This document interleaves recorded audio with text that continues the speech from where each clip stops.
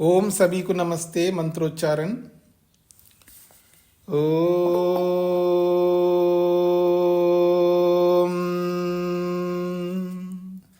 सहनाववतु सहनौ भुनक्तु सह वीर्यं करवावहै तेजस्विनावधीतमस्तु मा विद्विषावहै। ओम शांति शांति शांति।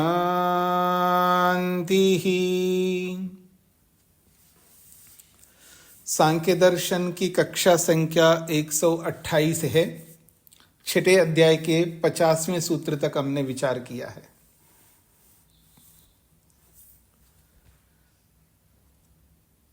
पीछे से एक प्रसंग चल रहा है कि पुरुष ही पुरुष को प्रकट करता है, यह पुरुष ही जगत को प्रकट करता है।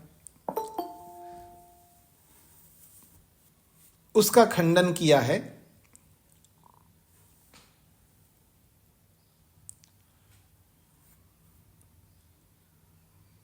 उसी बात को लेकर के आगे चर्चा हो रही है। सूत्र संख्या 51 की भूमिका देखिएगा। यदि एवं पुरुषः प्रकाश स्वरूपो न सूर्य इव प्रकाश धर्मवान तर्हि। यदि एवं पुरुषः प्रकाश स्वरूप, यदि इस प्रकार से आत्मा यानी पुरुष प्रकाश स्वरूप वाला है, न सूर्य इव प्रकाश धर्मवान, प्रकाश स्वरूप वाला है पर सूर्य के समान प्रकाश नहीं है उसके अंदर। जैसे सूर्य में प्रकाश होता है वैसा पुरुष में प्रकाश नहीं होता है। तर्हि, यदि ऐसा है, प्रश्नकर्ता सिद्धांती को प्रश्न पूछ रहा है। पुरुष को प्रकाश स्वरूप बोला है और सूर्य के समान प्रकाश धर्म वाला नहीं है। यदि ऐसा है तो फिर आपका वेद मंत्र ऐसा क्यों कहता है? वेदाहमेतम पुरुषम महांतम आदित्य वर्णम तमसः परस्तात् तमेव विदित्वा अतिमृत्युमेति नान्यः पंथा विद्यते अयनाय। ये मंत्र अनेक बार इसी सांख्य दर्शन में आया है। इसका अर्थ अनेक बार बताया आपके सामने। केवल इतना ही मैं बताना चाहूंगा। आदित्य वर्णम, पुरुष का एक विशेषण दिया है आदित्य वर्णम। पुरुष कैसा है? आदित्य वर्ण है। मतलब योगी ये कहता है वेद अहम, मैं उस पुरुष को जानता हूं। वेद अहम एतम पुरुषम, एतम पुरुषम, मैं इस पुरुष को वेदा जानता हूं। अहम का मतलब मैं इस पुरुष को जानता हूं। कैसा है वो? महानतम, वो बहुत महान है। और कैसा है? आदित्य वर्णम, वो आदित्य वर्ण वाला है। और आदित्य वर्ण क्या है? प्रकाश। प्रकाश ही आदित्य का वर्ण है, तो वो आदित्य वर्ण वाला है। और कैसा है? तमसः परस्तात्, वो अंधकार से बहुत दूर है। ऐसे उस पुरुष को मैं जानता हूं, ये योगी कह रहा है। फिर अंत में कहा तम एव विदित्वा अतिमृत्युम एति, उस महान आदित्य वर्ण वाले पुरुष को वेदित्वा जान करके ही अतिमृत्युम एति, मृत्यु से तर सकता है। न अन्यः पंथा विद्यते अयनाय, इस अयन के लिए, इस मोक्ष के लिए, इस मुक्ति के लिए अन्य पंथा न विद्यते, कोई दूसरा रास्ता नहीं है, एक ही रास्ता है। अर्थात उस महान आदित्य वर्ण के समान पुरुष को जानना ही होगा, उसके अतिरिक्त और कोई रास्ता नहीं है। इति श्रुति विरोध स्यात्, और आप कहते हो सूर्य के समान प्रकाश धर्म वाला नहीं है, ऐसा आप कहते हो, ये तो श्रुति से साक्षात विरोध आ रहा है। श्रुति तो ये कह रहा है वो आदित्य वर्ण वाला है, और आप कहते हैं सूर्य के समान धर्म प्रकाश धर्म वाला नहीं है। ये प्रश्नकर्ता का प्रश्न है। अत्र श्रुतौ सूर्य इव प्रकाश धर्मवान पुरुष उक्त एव। इस श्रुति में, इस मंत्र में सूर्य के समान प्रकाश धर्म वाला पुरुष को कहा ही है, और आप मना कर रहे हो कि सूर्य के प्रकाश धर्म वाला नहीं है। यह प्रश्नकर्ता का प्रश्न है। तो अत्र उच्यते, इसका समाधान सूत्र के द्वारा दे रहे हैं। न श्रुति विरोधो रागिनां वैराग्याय तत्सिद्धे।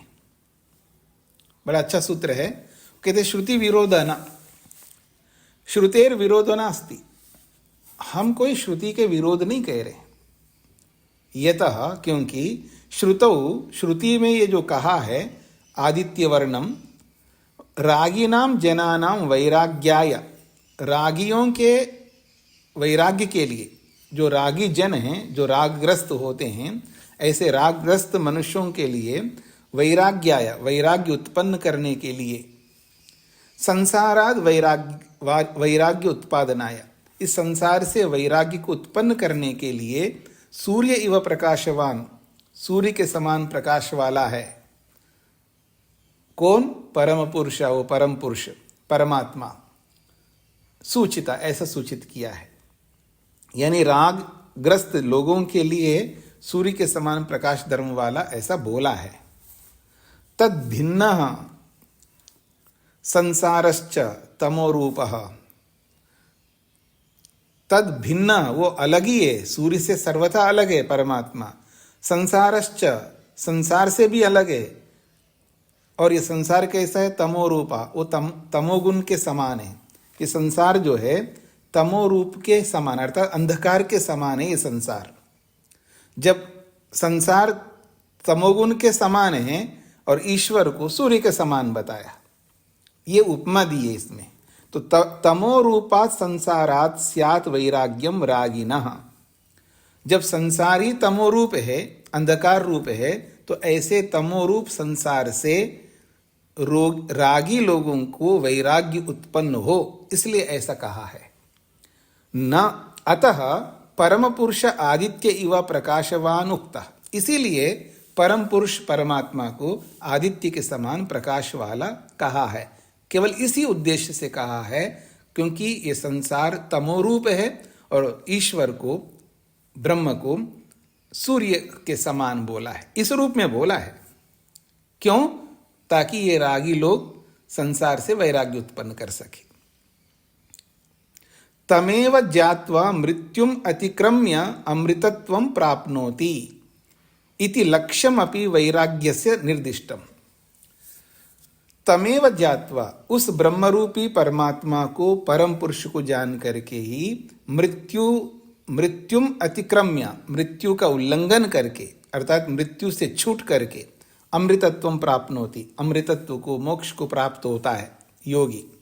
इति लक्ष्यम अपि, इस लक्ष्य को ध्यान में रख करके वैराग्यस्य निर्दिष्टम, वैराग्य को उत्पन्न करने के लिए निर्देश किया है।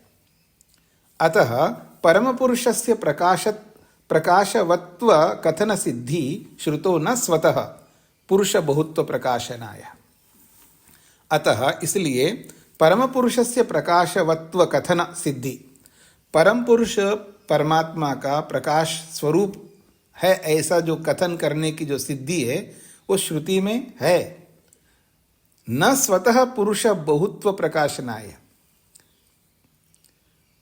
वो स्वतः पुरुष ही अन्य पुरुषों को प्रकाशित करता है, या पुरुष बहुत है इसको प्रकाशित करने के लिए उसको ऐसा बोला है, ऐसा नहीं।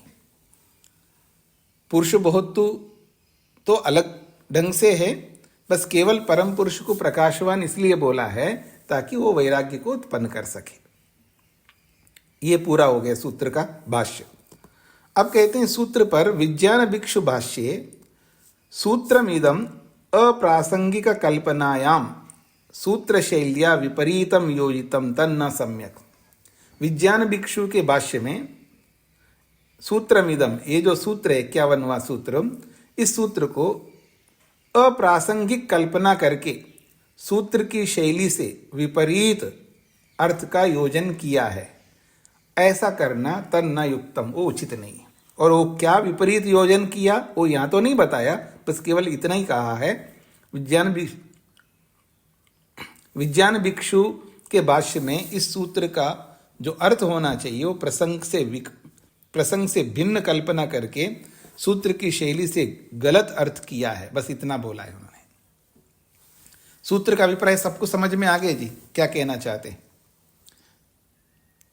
जिनको समझ में नहीं आया वो पूछ सकते।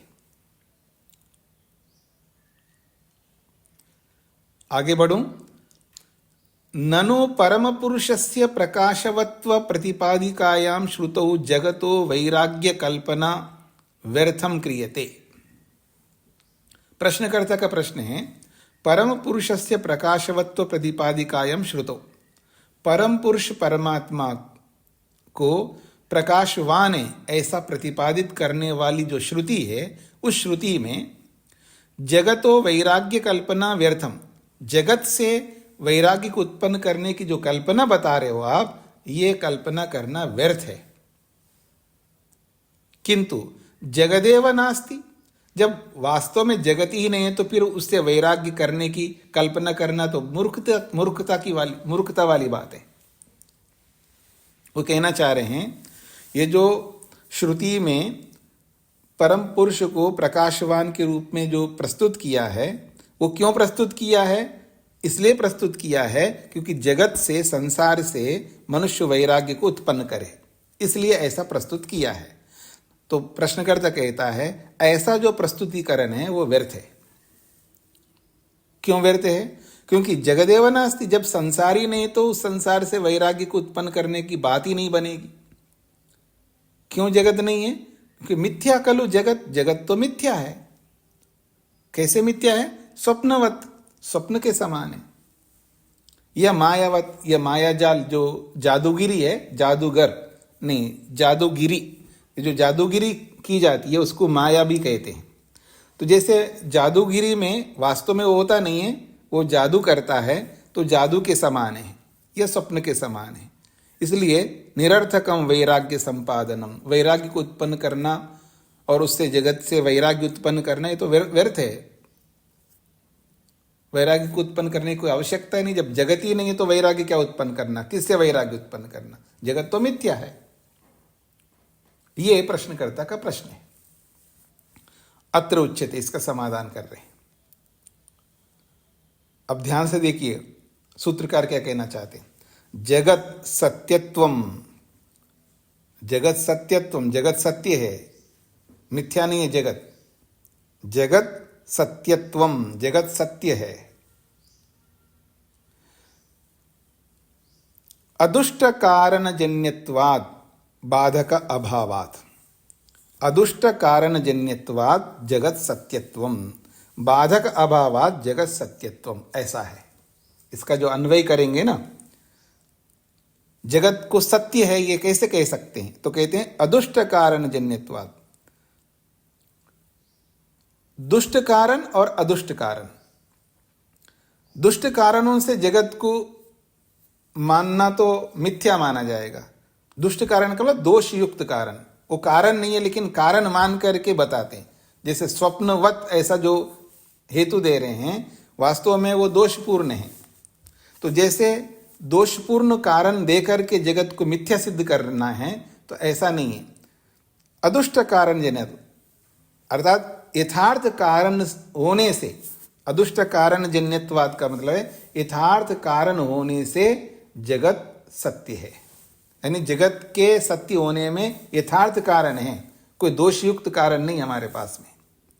फिर कहा बाधक अभावात्, जगत नहीं है, जगत होता ही नहीं है, ऐसा जगत को खंडन करने वाला बाधक रूपी कोई कारण ना होने से जगत सत्य है। ये दो हेतु दिए, इन दो हेतुओं को समझ लीजिएगा। दुष्ट कारण का मतलब है कोई गलत रीजन देकर के आप जगत को सिद्ध कर रहे हो, तो ऐसा कोई गलत रीजन है ही नहीं है। अगर जगत को सिद्ध कर रहे हैं तो उसका रीजन है, उसका प्रमाण है, तो प्रमाण से जगत की सिद्धि होती है। जो प्रमाण नहीं उसको प्रमाण मान करके जगत को सिद्ध किया जा रहा हो, ऐसा नहीं है। एक बात। फिर दूसरी बात कहा बाधक, बाधक मतलब खंडन, यानी जगत नहीं है उसका खंडन करने का कोई कारण ना होने से, या कोई प्रमाण ऐसा नहीं है जो कि जगत का खंडन कर सके। तो जगत का खंडन करने का, जगत को बाधित करने वाले कारण के ना होने से यह पता लगता है जगत सत्य है। तो ये दो हेतु दिए यहां पर। आइए भाष्य को देखिएगा। जगत सत्यत्वम, जगत सत्यत्वम अस्ति न मिथ्यात्वम स्वप्नवत तथा न मायावत। जगत सत्य है, यथार्थ है, ये कोई मिथ्या नहीं है। न मिथ्यात्वम, मिथ्या भी नहीं है, जैसा कि स्वप्न मिथ्या होता है। स्वप्न में जो कुछ भी दिखाई देता है वो सब मिथ्या होता है। तो स्वप्न के समान जगत मिथ्या नहीं है। या जैसे माया जो है, दिखाया जाता कुछ और होता कुछ है। आजकल आप लोग वो क्या बोलते क्या बोलते जी, वो यूट्यूब में वो शॉर्ट्स आते हैं ना, रील्स आते हैं 1 मिनट के 2 मिनट के। तो आजकल वो उसमें एक आदमी खड़ा होता है, बिल्कुल छोटा बच्चा, फिर वो छोटा बच्चा थोड़ा चलने लगता है तो वही छोटा बच्चा बड़ा होने लगता है, फिर बड़ा होकर के और बड़ा हो जाता है, फिर बूढ़ा हो जाता है, फिर एकदम सूख करके कुछ और दिखाते हैं। ऐसे इस तरह का दिखाते हैं जी। अथवा एक आदमी आके खड़ा होता है और वो थोड़ा ऐसे झुक करके यूं करता है तो शेर बन जाता है। कभी देखा आप लोगों ने रील्स? ऐसे बहुत आते हैं आजकल। होता कुछ और है, होता कुछ और है और दिखाते कुछ और है। इस सब, इसको कहते हैं माया जाल। ये सारा माया जाल होता है, सफाई होती है। जैसे वो क्या कहते हैं, एक ऐसे डिवाइस रखो और डिवाइस से वो डिवाइस के माध्यम से किरणें भेजो तो वहां एक बम दिखाई देगा, बम, या कोई आदमी दिखाई देगा। आदमी होता कुछ नहीं, वो किरणों के माध्यम से वो आदमी का होता। आजकल टेक्नोलॉजी इतना फास्ट हो गया, वो किरण भी दिखते नहीं आपको। मतलब जैसे प्रोजेक्टर होता है ना जी, प्रोजेक्टर, तो प्रोजेक्टर से आप पर्दे के ऊपर दिखाते हो ना, तो वो प्रोजेक्टर के वो किरणें जाते हुए उसका लाइट ही जाता हुआ दिखता है हमको प्रोजेक्टर का। लेकिन आजकल ऐसे आए हैं कि वो दिखता कुछ नहीं है, कुछ भी कहीं बाहर से ऐसा आता हुआ दिखता नहीं है, लेकिन वहां आदमी खड़ा हुआ दिखता है आपको। लेकिन वहां डिवाइस उसको कंट्रोल कर रहा होता है, वो किसी को दिखाई नहीं देता। फिर वो आदमी शेर बन करके दिखाई देता, वो आदमी पता नहीं क्या क्या। आजकल बहुत कुछ टेक्नोलॉजी ऐसी है, अचंभित हो जाएगा आदमी, वास्तव में ऐसा अचंभित हो जाएगा। आदमी दिखाई दे रहा, वही आदमी जो है बस बन जाता है, बस बन जाता है। जैसे वो साइंस फिक्शन के जो पिक्चरें आती है ना, उनमें कितना मतलब कंप्यूटराइज्ड होता है सब कुछ। तो ऐसा ही यहां पर इस तरह करते हैं जैसे साक्षात कैसे आदमी बदल गया। टेक्नोलॉजी है सारा, तो उसको माया जाल कहते हैं, उसी को माया कहते हैं। और ना ही माया है ये, मायावत, माया भी नहीं है। शुत्तिकायम रजतवत, जैसे दिखाई दे रहा तो आपको सीपी, लेकिन वो आपको लग रहा है चांदी है। रज्ज्वम सर्पवद्वम, है तो वो रज्जु है लेकिन आपको दिखाई दे रहा सांप। अथवा आपको रस्सी दिखाई दे रही है लेकिन है वह सांप। इस तरह का ये सब होता है ना, ये सब माया है, ऐसा जगत नहीं है। ये था क्यों? अदुष्ट कारण जन्यत्वात् बाधक अभावात। दो हेतु महत्वपूर्ण है। नहीं दुष्ट कारणात जगतो जन्यत्वम यथा निद्रा दोषात। दुष्ट कारण कैसा होता है जी? दुष्ट कारणात जगतो जन्यत्वम, किसी दुष्ट गलत कारण से जगत उत्पन्न हुआ हुआ दिखाई देता हो, ऐसा नहीं है। जैसे यथा अनिद्रा दोषात स्वप्न। स्वप्न क्यों होता है जी? स्वप्न में एक कारण होता है, अदुष्ट निद्रा दोष, उसको निद्रा दोष कहते हैं। स्वप्न जो है निद्रा दोष का परिणाम है। निद्रा में दोष आने पर स्वप्न होता है, अगर निद्रा ठीक होती है तो उसमें स्वप्न नहीं होता है। तो निद्रा दोष के कारण से स्वप्न आता है। तथा और भी इंद्रिय दोषात शंक पीतत्वम अस्ति। इंद्रिय में अगर दोष आ जाएगा, अर्थात आंखों में कोई दोष आ जाए, आजकल बोलते ना पीलिया, एक दोष, पीलिया रोग होता है, तो आंखों में दोष आने से हर कोई वस्तु पीली पीली दिखाई देगी, तो इंद्रिय में दोष आने पर भी वस्तु गलत दिखाई देगी। यस, निद्रा में दोष आ जाए तो स्वप्न दिखाई देगा। अथवा दूरतो अल्प प्रकाशाद व संस्कार दोषाद व भ्रमः, दूर से कोई वस्तु ठीक से नहीं दिखाई देती है क्योंकि दूर से प्रकाश कम लगता है, तो दूर से अल्प प्रकाशाद व कम प्रकाश के कारण से, अथवा संस्कार दोषाद, संस्कार में दोष होने से। संस्कार दोष को समझ लीजिए, मेरी ओर देखिएगा। मेरा संस्कार ऐसा है, मतलब कोई ऐसा आदमी है जो शंकी होता है ना, हताश निराश और भयभीत आदमी, अपना जो मेंटल स्टैंडर्ड को खो चुका है वो व्यक्ति, मतलब अपना नर्वस सिस्टम पर कंट्रोल नहीं है, स्पेशली अपने माइंड पर, मन पर कंट्रोल नहीं है, और हताशा है, निराश व्यक्ति है, और वो सोचता रहता मेरे सामने भूत आ रहा है। वो मन के अंदर वो ऐसी परिकल्पना कर लेता है, अरे ये भूत आ रहा है, ऐसा कहेगा। या आप भी स्वयं उनको भूत की तरह दिखाई देंगे, इसे पिक्चरों में भी दिखाते हैं जैसे। तो ये कहना चाह रहे हैं, संस्कार दोष, जब संस्कार गलत बनाएंगे हम लोग, गलत ढंग से संस्कार बनाएंगे, तो उन संस्कारों के दोष के कारण से भी हमको सामने पता नहीं कुछ का कुछ दिखाई देने लगता है। यह है संस्कार दोष से। तो ये सारा भ्रम है। इन सब भ्रमों से शुक्तिकायाम रजतस्य, सीपी में चांदी के रूप में दिखाई देना, रज्ज्वाम सर्पस्य व, रज्जू में यानी रस्सी में सांप का दिखाई देना।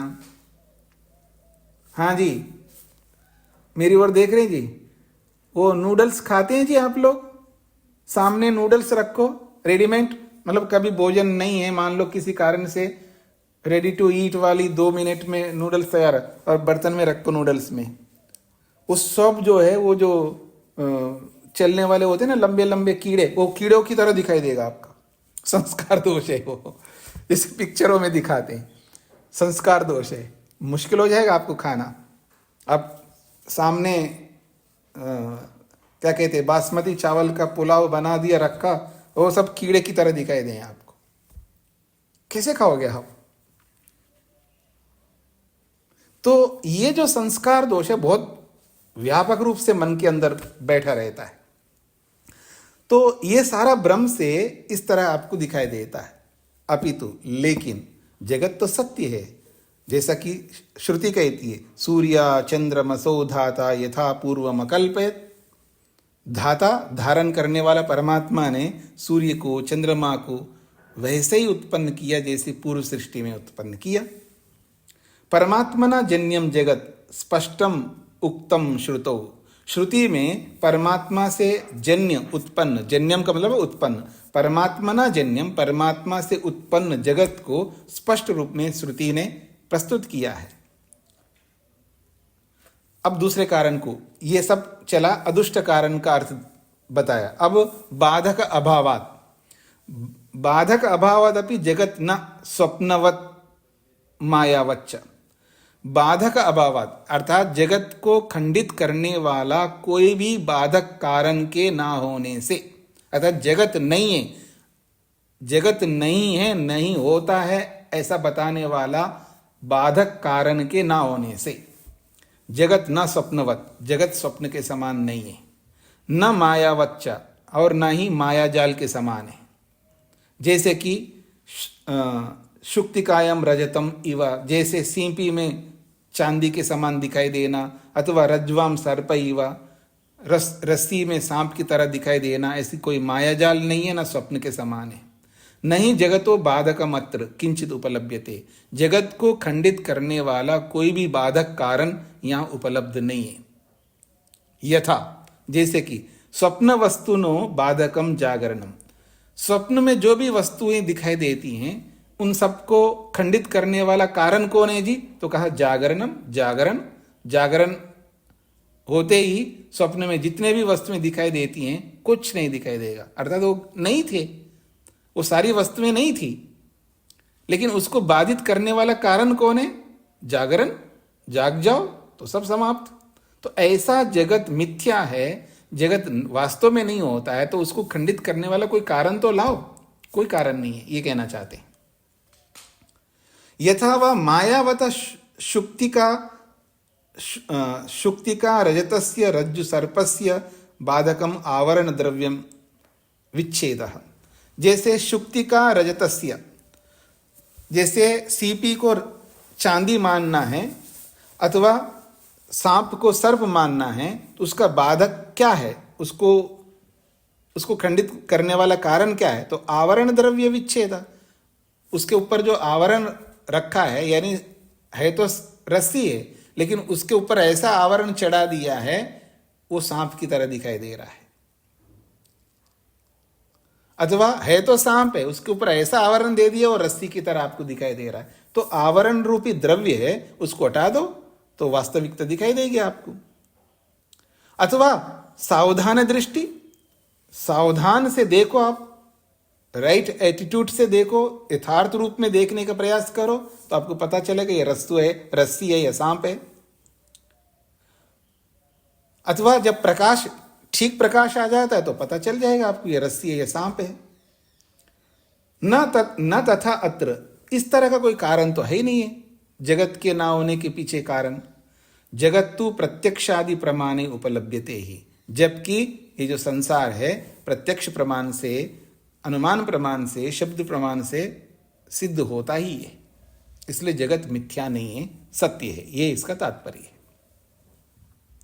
पुनश्च एक और बात कहना चाहते हैं। प्रकारांतर असंभवात सदुत्पत्ति।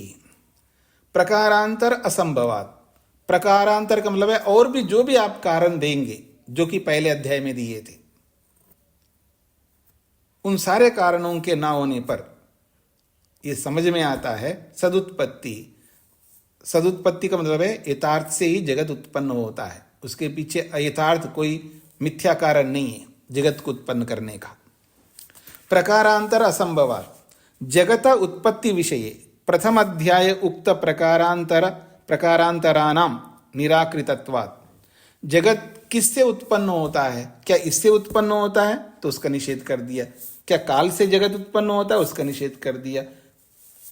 दिशाओं से उत्पन्न होता है, उसका निषेध किया। जगत की उत्पत्ति में जितने भी कारण दिए थे पहले अध्याय में, प्रारंभ में, उन सब कारणों का निषेध किया गया है। उसी के लिए संकेत है जगत उत्पत्ति विषय, जगत के संसार की उत्पत्ति के विषय में प्रथम अध्याय में जितने भी उक्ता कहे गए अलग अलग कारणों का निराकृतत्वात्, निराकरण, खंडित करने के कारण से, सदुत्पत्ति सत एव अनभिव्यक्ति रूपेण विद्यमानस्येव जगत उत्पत्तिर अभिव्यक्तिर्भवति।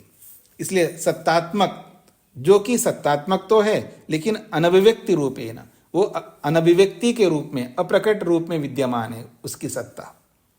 उस अप्रकट रूप में विद्यमान सत्ता से ही जगत उत्पत्ति, जगत की उत्पत्ति होती है, या यूं कहिए जगत की अभिव्यक्ति, प्रकटीकरण होता है। तस्मादपि, इससे भी पता लगता है कि जगतो मिथ्यात्वम मायात्वम वा ना, जगत कोई मिथ्या नहीं है, कोई माया स्वरूप नहीं है। ये सूत्रकार कहना चाहते हैं।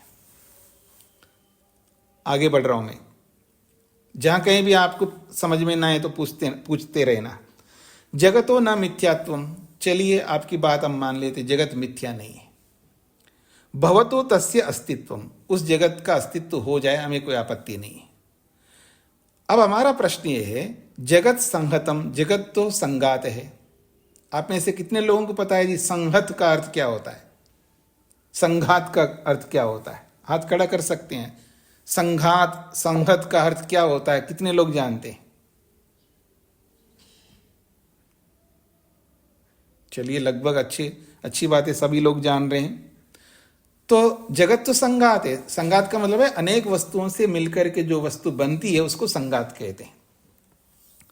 और संगत परार्थत्वात्, और सिद्धांत ये है सांख्य का, जो भी संघात वस्तु है, अनेक अवयवों से मिलकर के बनी हुई वस्तु होती है, वो दूसरे के लिए होती है, स्वयं के लिए तो वो वस्तु होती नहीं है।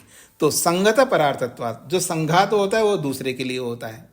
पुरुषस्य भोगार्थम, और दूसरा कौन है? वो पुरुष है, तो पुरुष के भोग के लिए होता है। तत्पुनः तत्र जगति पुरुषस्य जीवात्मना साक्षात्कर्तृत्वं यद्वा तद् भिन्नस्य इति आकांक्षायाम् उच्यते। तो वो जो भोग के लिए है, ये जो संगात है, तो ये संगात भोग के लिए है, तो पुनः ये जो भोग जो करने वाला है, तो भोग करने वाला ऐसे भोग थोड़ा करेगा, उसको कर्म करना पड़ेगा। तो तत्र जगति पुरुषस्य जीवात्मना, इस जगत रूपी संसार में ये जो जीवात्मा रूपी जो पुरुष है, ये पुरुष उसको भोगने के लिए साक्षात्कर्तृत्वम, साक्षात्कर्ता बनता है, यद्वा अथवा तद भिन्नस्य एव, या इस पुरुष से अलग ही कोई करता है, इस आकांक्षा में उत्तर दे रहे। प्रश्न समझ में आ रहा? यानी ये जो पुरुष है जिसका भोग करता है, भोग करने के लिए उसको कर्म करना पड़ेगा, तो वो जो कर्म वो साक्षात करता है या उस कर्म करने वाला कोई और है, ये प्रश्न है। प्रश्न स्पष्ट हो गया जी सबको? अपने अपने हाथ पहले वाले हटा लीजिएगा।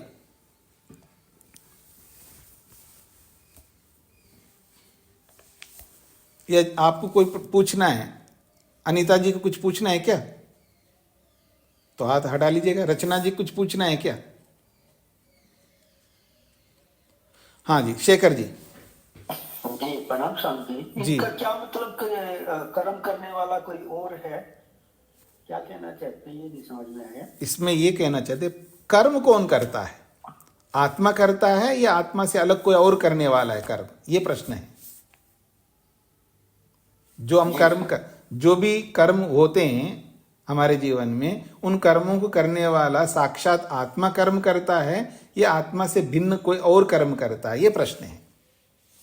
अब इसका समाधान दे रहे हैं, समझने का प्रयत्न करना सभी लोग।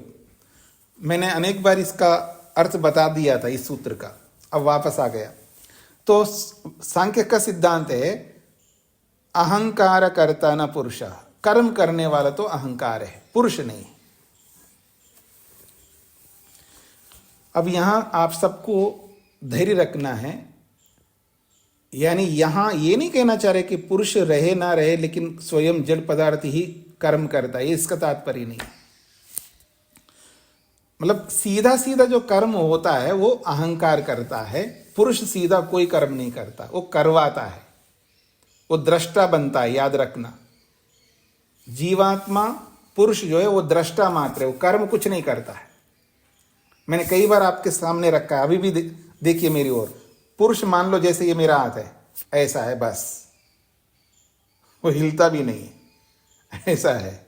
अब उसके पास में, पुरुष के पास में सब कुछ, इंद्रियां, मन, अहंकार, बुद्धि सब विद्यमान है, और आत्मा ऐसा है, देखता है। अब मोटी भाषा में बोल रहा हूं, मन को बोलता है तू सोच, तो वो सोचता है आत्मा के लिए। ठीक है जी, तो सोचो मेरे लिए, तो सोचता है, ये खुद नहीं सोचता, याद रखना। मन से सोच कर विचार करवाता है, मन कर रहा है विचार, आत्मा नहीं कर रहा है। विचार कौन कर रहा है? मन कर रहा है। जैसे अभी आप सब लैपटॉप के सामने बैठे हैं ना, मैं बटन दबाता हूं तो फाइल निकाल, वो जाकर के फाइल निकाल के लाता है। मैं थोड़ा निकाल के ला रहा हूं, मैं प्रेरणा दे रहा हूं। तो ऐसे आत्मा जो है, यहां तो हाथ भी लगा के बटन दबाना पड़ता है ना हमको, पर वहां तो कोई हाथ वाथ कुछ नहीं, बटन भी दबाना, बस केवल प्रेरणा करता है। यही विशेषता आत्मा की देखिएगा। मन को कहता तू सोच, तो वो सोचता रहता है। वो कहता है कि तू इस इंद्रिय के साथ जुड़, तो वो इंद्रिय के साथ जुड़ता है मन। फिर इंद्रिय के साथ जुड़ करके कहता तू देख, तो आंखें देखने लगती है, तो सुन, तो कान सुनने लगते हैं। ऐसा वो करता कुछ नहीं है। तो ये सब करवा कौन रहा है इन सब कर्मों को? तो कह अहंकार, अहंकार है। क्योंकि अहम भाव जो उत्पन्न होता, मैं हूं, ये आत्मा नहीं बोलता, ये आत्मा बुलवाता है अहंकार से। अहंकार बोलता मैं हूं। तो अहंकार जो है एक प्रकार से आत्मा बना हुआ, मोटी भाषा में। अब वो अहंकार जो है, क्योंकि ये जो अनुभूति हम करते हैं ना, स्वतः नहीं करते, अहंकार के थ्रू, अहंकार के माध्यम से हम अनुभव कर रहे होते हैं। तो अहंकार जो है एक प्रकार से कर्ता जैसा है। एक प्रकार से मैंने एक आदमी को रखा है, वो उससे काम करवाता हूं मैं।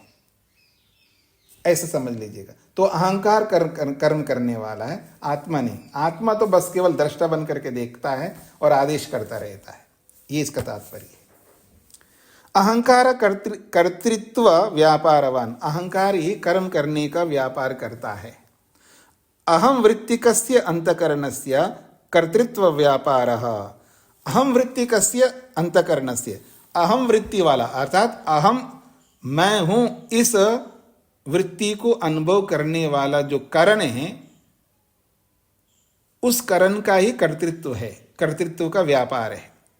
तस्य चलन विचलन धर्मवत्वात्, क्योंकि उस अहंकार का चलन विचलन का आना जाना रूपी धर्म होने से। पुरुषो न करता, पुरुष जो है सीधा कोई कर्म नहीं करता है। कर्तृत्व व्यापारवान, इसलिए वो कर्ता रूपी व्यापार करने वाला नहीं है, अर्थात वो कर्म नहीं करता है। न तस्य निष्क्रियत्वात्, वो निष्क्रिय है। आत्मा निष्क्रिय, यहां तक तो ठीक है, पर इसके आगे जो लिखा है चलन विचलन धर्म रहितत्वात्, चलन विचलन धर्म रहित है आत्मा, ये गलत हेतु है यहां पर। क्योंकि चलन विचलन वाला धर्म तो है, इसमें आना जाना का धर्म करता है ना। हाँ जी, शरीर से बाहर निकलता नहीं निकलता आत्मा, वापस शरीर में आता नहीं आत्मा, तो जाने का भी और आने का भी। पता नहीं क्यों लिखा है इन्होंने चलन विचलन धर्म रहितत्वात्, इसको आप अंडरलाइन कर लीजिएगा, प्रश्न चिन्ह लगा लीजिएगा। मुख्य बात इस सूत्र में ये बात कही है, कर्म सीधा आत्मा नहीं करता, करवाता है। इसलिए जो करता है वो कर्म करने वाला कर्ता वो कहलाएगा, अर्थात अहंकार। अहंकार कहिए, अहंकार से केवल अहंकार को नहीं ले रहे, क्योंकि केवल कर्म अहंकार नहीं करता। अहंकार, मन और बुद्धि, ये तीनों मिलकर के अंतकरण कर्म कर रहा है एक प्रकार से। तो अंतकरण में अहंकार प्रमुख है, क्योंकि अहंकार के माध्यम से अनुभूति होती है, इसलिए अहंकार को मुख्य बना करके यहां पर बोला है। हाँ जी, आगे बढ़ रहा हूं मैं जी। अब हाँ जी, शेखर जी। जी स्वामी जी, यहाँ पे मतलब हम कहते हैं एक तरफ तो आत्मा शुद्ध बुद्ध मुक्त है जी, उसको कोई आदेश कोई इच्छा क्यों है? वो तो जो जो मतलब संघात, आत्मा तो शुद्ध है, अज्ञान वहां तो कोई अज्ञान है ही नहीं जी। अज्ञान तो हमारा मन बुद्धि जुड़ने के कारण, संस्कारों के कारण अज्ञान है, और वही सब करवाता है। यहाँ पे यही कह रहा है कि भाई आत्मा कोई करता नहीं है, उसकी कोई इच्छा नहीं। आप कहते हैं आत्मा दृष्टा है, वो मान लेते हैं, लेकिन आत्मा करता है या करवाता है वो कैसे माने हम? उसको क्या आवश्यकता है स्वामी जी, जब वो शुद्ध बुद्ध मुक्त है? उसको ये आवश्यकता है, अल्पज्य, आत्मा को अल्पज्य बोला जाता। अल्पज्य को बहुत आवश्यकता होती है, वो सुख देखने की इच्छा है उसके अंदर। जैसे परमात्मा में भी इच्छा है, तो कोई कहे कि परमात्मा इच्छा क्यों करता है? सृष्टि बनाने की इच्छा करता है। जब इच्छा है तो इस इच्छा की पूर्ति करने के लिए कुछ तो करना ही होगा ना। अब आत्मा अपनी इच्छा की पूर्ति करना चाहता है लेकिन कर नहीं सकता, इसलिए वो साधनों का सहारा लेता है। ऐसा इसको समझना चाहिए। तो वो आत्मा मतलब ये कहते हैं कि आत्मा मुक्त है, लेकिन उसको उसका आभास नहीं है। वो तो है, आत्मा मुक्त है लेकिन उसका आभास नहीं है। उसको आभास करने के लिए सारा प्रपंच है, वो तो है।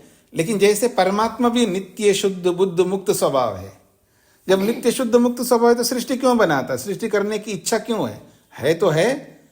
जब उसके अंदर, जब मान लीजिए मेरे में सामर्थ्य है तो उस सामर्थ्य को उपयोग भी होना चाहिए ना, इसलिए वो सृष्टि बनाता है। और आत्मा भी नित्य शुद्ध मुक्त स्वभाव वाला है, लेकिन नित्य शुद्ध मुक्त स्वभाव वाला होते हुए भी अल्पज्य है, साथ में कम जानकार है। अब अपनी जानकारी को बढ़ाना चाहता है तो इच्छा करना ही होगा। और कोई ये नहीं कह सकता वो मुक्त है शुद्ध है तो वो इच्छा क्यों करे। जब इच्छा भी उसका स्वरूप है तो करेगा ही ना। अल्पज्य है तो उसको पता है मैं अल्पज्य हूं और मेरे सामने ईश्वर है, वो सर्वज्ञ है। और इच्छा ये है कि वो अपनी इच्छा को पूर्ण करना चाहता है, अपने ज्ञान को बढ़ाना चाहता है और सुख ही सुख देखना चाहता, दृष्टा बन करके दुख को नहीं देखना चाहता है। तो ये सब प्रपंच किया है, ऐसे समझना चाहिए। मतलब उसमें दुख ही नहीं है, अल्पज्य तो है स्वामी जी, वो उसमें दुख तो है ही नहीं। नहीं है। हाँ, तो फिर वो दुख को क्यों दूर करना चाहता है? अल्पज्यता के थोड़ा देखिए, थोड़ा सुख है। नहीं सुख तो नहीं है, सुख है ही नहीं चलो, उसके सुख पास। भी नहीं है, हाँ सुख भी नहीं है, जी, दुख तो नहीं है। दुख दुख की मुक्ति उसको क्या जरूरत है दुख की मुक्ति से? इसलिए है कि अल्पज्यता के कारण से दुखी होता है। अल्पज्यता के कारण से दुखी होता है।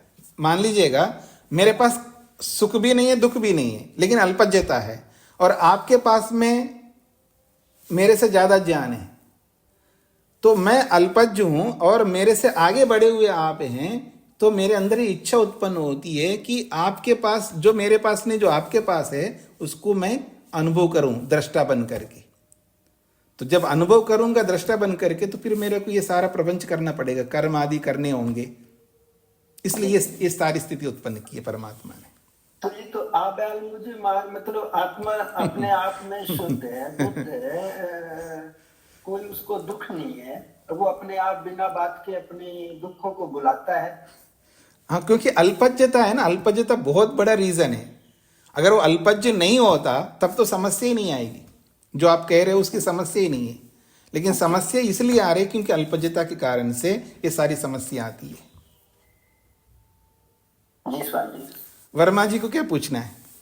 नमस्ते स्वामी जी। जी, स्वामी जी, ये अहम वृत्तिक शांता, इसका जरा एक बार स्पष्ट कर दीजिए, क्या मानने वो? अहम वृत्ति वृत्तिक शांता करणस्य।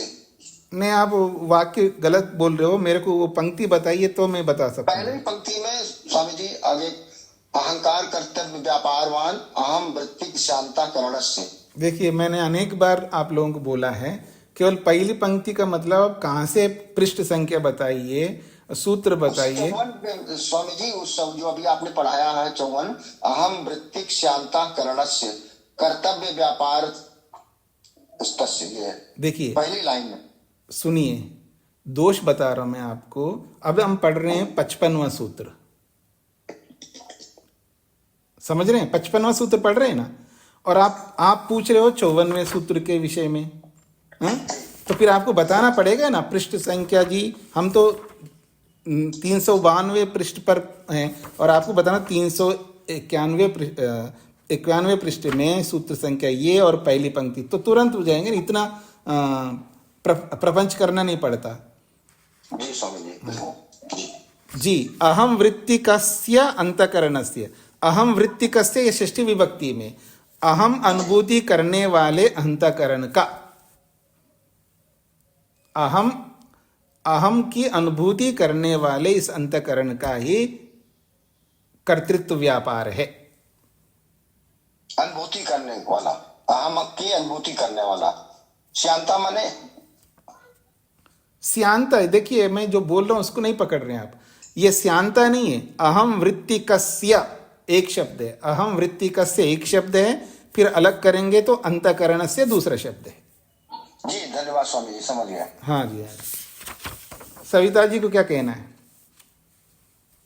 नमस्ते स्वामी जी। जी स्वामी जी, जैसे अभी आप कह रहे थे कि आत्मा अल्पज्य है, जी, और जब हम एक संप्रज्ञात समाधि जब होती है तब वो अपने स्वरूप को पहचान लेता है जी। फिर तब उसकी अल्पज्यता का क्या होता है? नहीं, अल्पज्य उसका नेचर, स्वभाव है ना, कहीं नहीं होता। अल्पज्यता में ज्ञान सामने आता है उसके सामने, तो जब तक वो तत्वज्ञान सामने रहेगा, तत्वज्ञान में रहेगा। ठीक है। और मुक्ति में भी परमात्मा के साथ में जुड़ा रहेगा, फिर वहां से लौट के आएगा, फिर वापस वही अल्पज्यता में रहेगा, फिर वापस यही करना होगा। तो उसकी, इसका मतलब अल्पज्यता संप्रज्ञात समाधि में खत्म हो जाती है? मैंने ये नहीं बोला है, मैंने ये कहा है अल्पज्यता तो आत्मा का स्वभाव है, वो हमेशा बना रहेगा। लेकिन अल्पज्यता अल्पज्य रहते हुए भी जब विवेक उत्पन्न करता है, उस विवेक की स्थिति में अल्पज्यता का अनुभव न करके विवेक से उसको कष्ट दुख नहीं होगा। ठीक है ना? ठीक है, धन्यवाद। आपकी बहू आपसे ज्यादा सुंदर है तो आपको तो लगेगा ना, और ज्यादा कपड़े अच्छे पहन रही हैं, ज्यादा अधिक सुखों में रह रही हैं, तो आपको थोड़ा लगेगा ना कि मेरा को भी ऐसा होना चाहिए। लगेगा नहीं लगेगा? लगेगा। और जब आपका भी ऐसा हो जाने का, फिर लगेगा क्या? बस ऐसे समझ लीजिएगा। और जब आपके पास वो सारे साधन समाप्त हो जाएंगे तो फिर वापस दोबारा लगेगा। इस तरह समझ लीजिएगा। लवनीत जी को क्या कहना है? नमस्ते स्वामी जी। जी स्वामी जी, जैसे आत्मा स्वयं नहीं करती, अहंकार से कराती है। अहंकार सब कुछ कर रहा होता है मन को, मन के द्वारा, यही करता है आपने। तो सुबह शाम जब हम ध्यान में बैठते हैं और ये विचार करते हैं कि ये मेरा स्थूल शरीर है और इसके अंदर जो मैं बैठा हुआ आत्मा, मैं नित्य शुद्ध बुद्ध मुक्त जो विचार कर रहा हूँ वो हूं मैं आत्मा। तो इसका कहीं ऐसा वो भी हम गलत विचार कर रहे हैं, क्योंकि वो तो अहंकार बोल रहा है एक तरह से।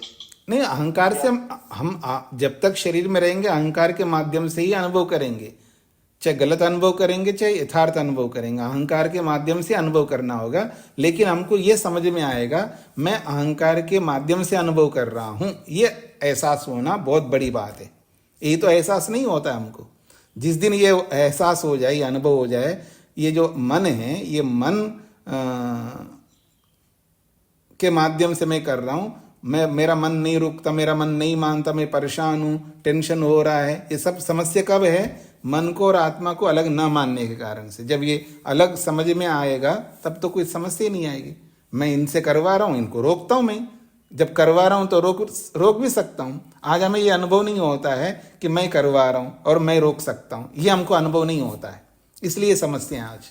जी तो स्वामी जी, मन को तो हम ध्यान के समय बैठ के विचार करते हैं कि ये मन है, ये मेरे से रुक नहीं रहा और मैं इसको कंट्रोल करूंगा, ये तो एक जड़ वस्तु है जी, और जो कंट्रोल करेगा इसको वो मैं हूँ। लेकिन अब बीच में एक और चीज हम लेके चले हैं कि बीच में अहंकार है, अहंकार के थ्रू हम इसको मतलब मन को रोकेंगे। अब तो अहंकार को हमें बीच में विचार करना होगा ना फिर।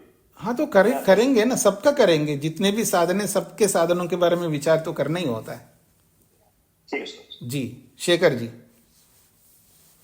जी स्वामी जी, मैं एक स्टेटमेंट कहता हूँ कि जो मैं जानता हूँ, मैं सुखी हूँ, मैं दुखी हूँ, मैं मेरा ये जान है, वो मैं कभी नहीं। जी ये क्या स्टेटमेंट ठीक है? मतलब मैं सुखी हूँ, मैं दुखी हूँ, ना सुखी हूँ ना दुखी हूँ, ऐसा आप कहना चाहते हैं? नहीं, जो मैं जानता हूँ, कुछ भी चीज है जो जी। मैं जानता हूँ वो मैं नहीं हूँ। हाँ ठीक है। तो फिर यहाँ आत्मा सुखी दुखी और उसका सबका यहाँ कर रहे हैं, वो तो सब अलग है आत्मा से। नहीं, ये मैं सुखी नहीं हूं, ये जो अनुभूति है ना, ये अनुभूति आत्मा तो करेगा ना। मैं जैसे मैं दुखी नहीं हूं, ये अनुभव करता है। दुख मैं नहीं हूं, सुख मैं नहीं हूं, ये अलग चीज है। लेकिन सुख को अनुभव कर रहा हूं या दुख को अनुभव कर रहा हूं, तो अनुभूति तो आत्मा की है। यही तो चेतनता, अनुभूति बराबर चेतनता। तो ये जो चेतनत्व है, ये चेतनत्व ही तो अनुभूति है। तो ये तो अनुभूति होगी, आत्मा को ही होगी। मैं दुखी नहीं हूं, ये अनुभूति आत्मा को होगी। मैं सुखी नहीं हूं, ये आत्मा को होगी। मैं जड़ नहीं हूं, ये अनुभूति आत्मा को होगी। अनुभूति का नाम ही तो चेतनता है। जी लेकिन वो सुख दुख ज्ञान से अलग है। हाँ जी, ज्ञान गुण अलग है, सुख दुख गुण अलग है। जी हाँ, जो जितने गुण बताए गए हैं, अभी वैशेषिक पढ़ेंगे, सारे गुण हमारे सामने आएंगे।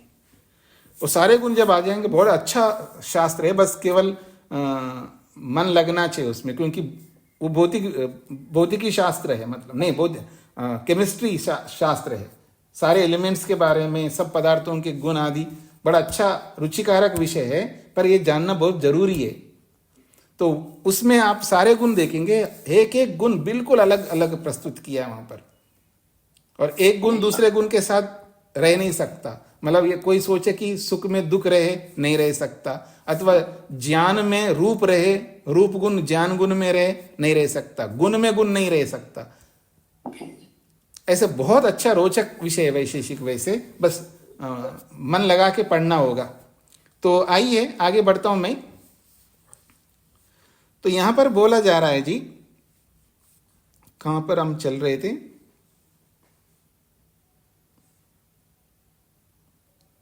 हाँ जी, भवतु खलु अहंकार कर्ता, भवतु खलु अहंकार कर्ता कर्तृत्व व्यापारवान। अच्छा ठीक है जी, आपने अहंकार को कर्ता बोला है तो हो जाए, अहंकार कर्ता बने। कर्तृत्व का व्यापार करने वाला बने। परंतु हमारा एक प्रश्न है, न अहंकारो भोक्ता, भले वो करता रहे लेकिन भोक्ता तो अहंकार नहीं हो सकता। तस्य संगत परार्थत्वात्, क्योंकि वो संगात है और संगात दूसरे के लिए होता है, तो इसलिए अहंकार भले करता हो लेकिन वो भोक्ता तो नहीं है। पुरुषो भोक्ता, परंतु भोक्ता है पुरुष। इति एतत् सहेतुकम् उच्यते, पुरुष ही भोक्ता है, भले कर्म करता अहंकार है। इस बात को हेतु सहित 55वें सूत्र में बताया जा रहा है। चिदवसाना भुक्ति तत्कर्मार्जितत्वात्, चिदवसाना भुक्ति, भुक्ति ही चिदवसाना, भुक्ति कहते भोग को, भुक्ति इति भोगः, भोग खलु चिति चेतने पुरुषे अवसानम संस्थानम। ये जो भोग है, ये जो भुक्ति है, ये चेतन पुरुष में ही जाकर के ठहरता है, अर्थात चेतन पुरुष को ही भोग होता है, ये इसका तात्पर्य है। तो कह रहे हैं ये व्याकरण की दृष्टि से शब्द का अर्थ बताया जा रहा है। कहते हैं चिति अर्थात चेतने पुरुषे, चेतन पुरुष में ही अवसानम, अवसान का मतलब भोग जाकर के समाप्त होता है, अथवा यूं कहिए भोग पुरुष में संस्थानम, भोग पुरुष में विद्यमान होता है। यस्य, ऐसा जिसका होता है, तथा भूता पुरुषः, ऐसा स्वरूप वाला पुरुष है, इसलिए पुरुष संस्थान भोग, पुरुष में रहने वाला भोग है। या यूं भी कह सकते हैं पुरुष निमित्त भोग, पुरुष निमित्त है भोग, अथवा यूं कहिए पुरुषाय, पुरुष के लिए ही भोग होता है, इति यावत, ऐसा समझना चाहिए। कुतः, कैसे पुरुष को भोग होता है, तो ये तो दे रहे हैं तत्कर्मार्जितत्वात्। अब ये तत्कर्मार्जितत्वात् शब्द की व्याख्या कर रहे हैं जी व्याकरण की दृष्टि से। अब ये व्याकरण की दृष्टि से इस शब्द की व्याख्या जो कर रहे हैं, यदि कोई व्यक्ति व्याकरण समझा हुआ है उसी को समझ में आएगा ये। अगर आपको समझ में आता है तो ठीक है, नहीं तो आपको इसमें मन लगा करके परेशान होने की बात नहीं है। समझ में आता है तो समझ लीजिएगा।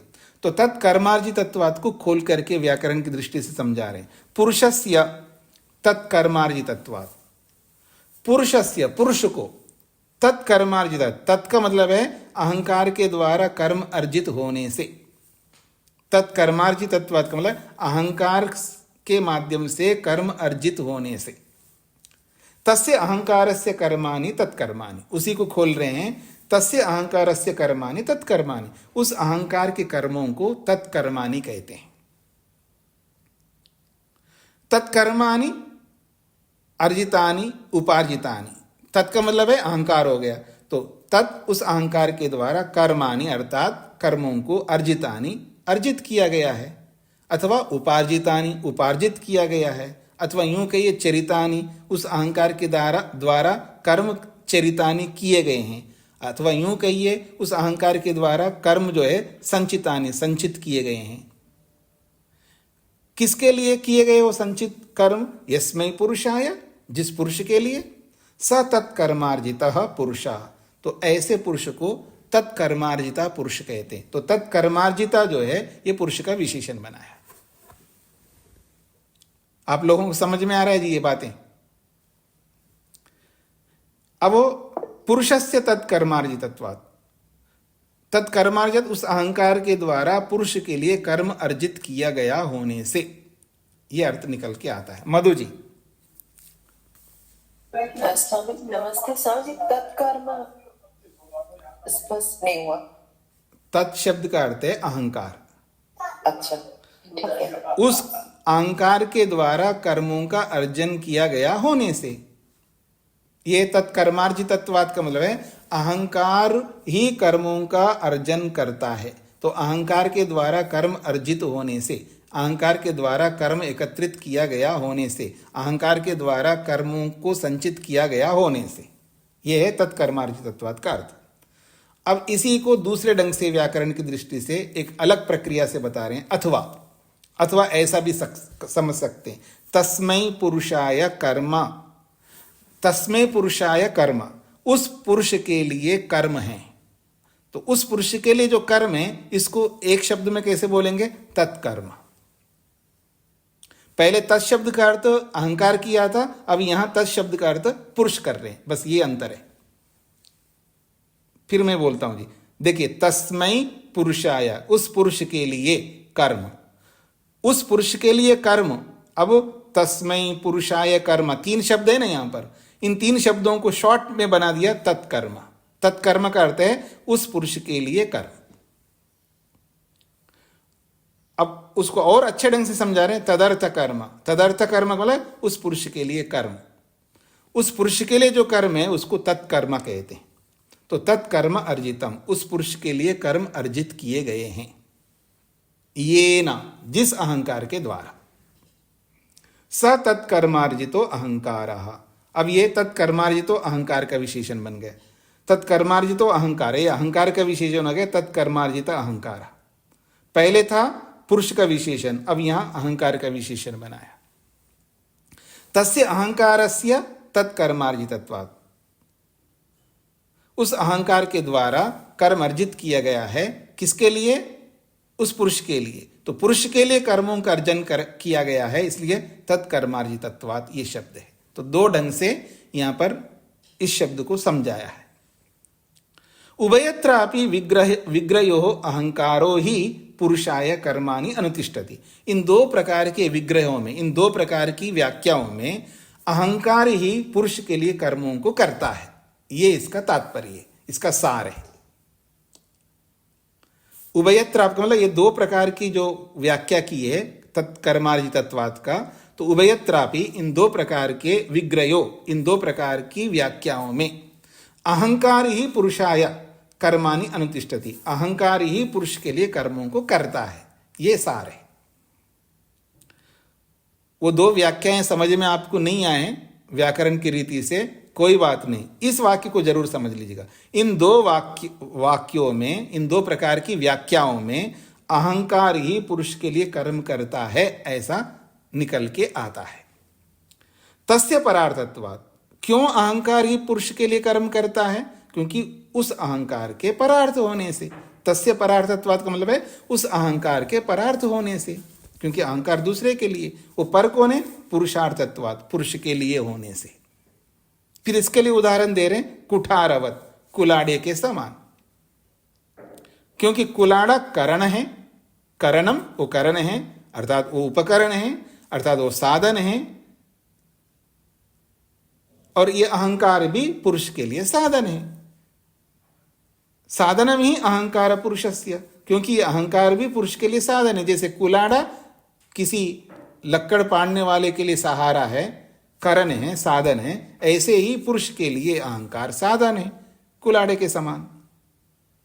और हमने पहले कह ही दिया था 5वें अध्याय में, करणत्वात् वास्यादिवत, ये करण होने से, वास्यादिवत का मतलब है कुलाड़े के समान। तस्मात् पुरुषो भोक्ता, इसलिए पुरुष ही वास्तव में भोक्ता है। उक्तम ही, और योग दर्शन में साक्षात बोला ही है, भोग अपवर्गार्थम दृश्यम, आत्मा के भोग के लिए और आत्मा के अपवर्ग के लिए सारा का सारा संसार है। हाँ जी, प्रेम जी को क्या पूछना है? स्वामी नमस्ते जी, विग्रह का अर्थ फिर बताना जी। विग्रह, विग्रहों का मतलब है ये 2 प्रकार की व्याख्या की है ना, तत्कर्मार्जितत्वात् के 2 प्रकार की व्याख्या है, इनको विग्रह शब्द से बोला है। विग्रहों का मतलब इन 2 प्रकार की व्याख्याओं में क्या सार निकल के आता है? अहंकार ही पुरुषस्य कर्माणि अनुतिष्ठति, अहंकार ही पुरुष के लिए कर्मों को करता है, ये सार निकल के आता है इन 2 प्रकार की व्याख्याओं में। हाँ जी, और किसी कुछ कहना है जी? तो आज इतना ही रखते हैं जी, आप लोग विचार करके आइएगा। ये बहुत महत्वपूर्ण बात है कि अहंकार करता है तो क्यों, ये आपको खुद को समझना है और किसी के पूछने पर आपको समझाना है। 2 बातें आपको, 2 बातों को लेकर के तैयारी करनी है कि आत्मा करता नहीं है, दृष्टा बन करके करवाता है। तो करने वाला, कर्म करने वाला कर्ता कौन है? तो अहंकार है। तो अहंकार ही कर्ता बनता है, ये खुद को भी आपको समझाना है और पूछने वाले को भी बताना है। जब खुद को समझ में आया तो दूसरों को भी आप बता पाएंगे। ये हो सकता है कोई खुद को तो समझा लेता है लेकिन दूसरे को बता नहीं पाता है, तब भी आधा तो सही रहेगा व्यक्ति। कोई बात नहीं, दूसरे को समझा नहीं पाया तो चलेगा, स्वयं को समझाना जरूरी है। पर आप लोगों को अनेक बार इस पर चर्चा हुई है, इसलिए आपको स्वयं को भी समझाना है और मेरे द्वारा पूछे जाने पर भी आपको बता करके मेरे को भी समझाना है। ठीक है जी।